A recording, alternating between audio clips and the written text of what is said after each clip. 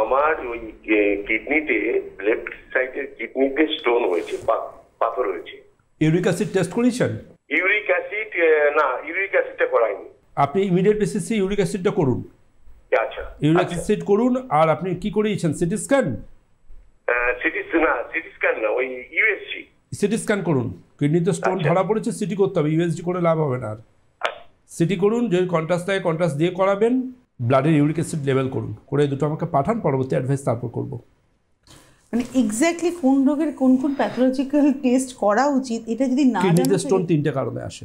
আচ্ছা, basically protein সিনথেসিসের ডিফেক্টে urate বলে একটা স্টোন তৈরি হয়, যে স্টোন কিডনিতে চলে আসতে পারে ইউরিক অ্যাসিড হাই থাকলে, বিশেষ করে যাদের ইউরিক অ্যাসিড লেভেলের মাত্রা 7-এর বেশি, 7.0-র ওপর যদি থাকে তাদের কিডনিতে স্টোন বারবার আসবে। এবার কিডনিতে স্টোন এলে আমাদের যে কোনো প্যাথির বড় ডাক্তারবাবু প্রথম ইউরিক অ্যাসিড টেস্ট করতে দেবেন। ইউরিক অ্যাসিড দেখে জানতে হবে তার প্রোটিনের সমস্যা কী আছে না আছে। 24 ঘন্টা তার ইউরিনের প্রোটিনের মাত্রা মাপতে হবে। এর পাশাপাশি দেখতে হবে যেটা গ্লোবুলিন অ্যালবুমিন রেশিও, এবং তার থেকেও যেটা প্রয়োজন থাকে সেটা হচ্ছে ওই স্টোনটা আসার জন্য কিডনির মধ্যে হাইড্রোনেফ্রোসিস জেনারেট করছে কিনা, অর্থাৎ ইউরিন জমে গিয়ে কিডনিটাকে ড্যামেজ করছে কিনা।